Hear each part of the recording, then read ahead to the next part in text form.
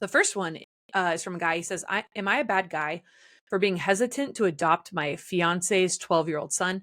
I already love and treat him like my own. He's even in my will, but I have 3 kids of my own. I'm going through a long, expensive legal process to adopt my fiance's son, especially when his biological dad is still around, feels like too much. But the fiance might cancel the wedding if he says no to adoption. So, what would be, and this kind of goes back to, why do we advocate for marriage? Why do we advocate for sticking in your marriage and raising your children together?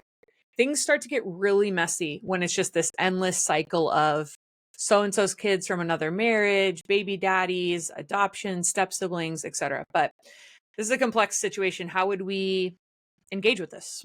I think there's a couple commendable things about this situation. Number one, the guy can be commended for treating this child with dignity, with love, as a father who hopefully is going to do what he can to be the right kind of father figure in the life of the child. We can commend the mother for saying, this relationship is not just about me. This involves my child.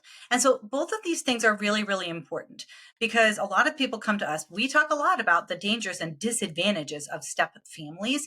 And so people will come to us and say, well, should I get remarried? Should I start dating, even though I'm divorced, even though I'm a single mother? And the answer is maybe and maybe not.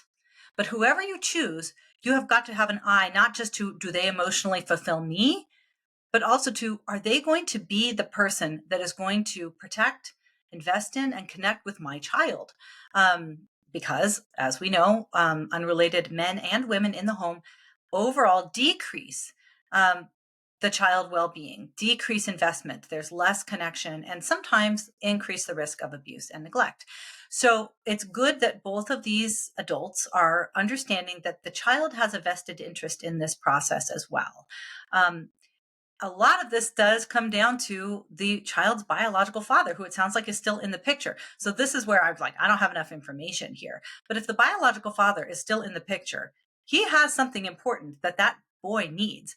He has biological identity. He's got a history. He's got connection, kinship, and heritage, something that connects the child to his broader extended family. Those are things that you cannot simply cut out of the child's life and think, well, the kid's going to be okay.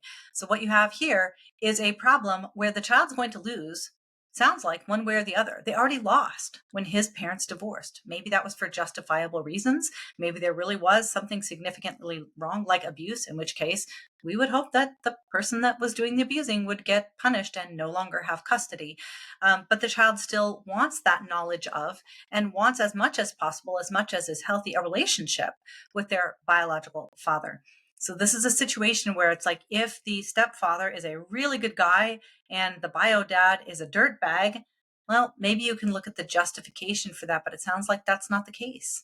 It sounds like everyone needs to be honest with this boy about the limbo that the adults in his life have placed him in, and that there really is not going to be wholeness anywhere he looks. No amount of adult, unless the biological mom and dad got back together, mended their relationship, there really is no way for this boy to experience wholeness, even though it sounds like the mom and the stepfather, the fiance's hearts are in the right place.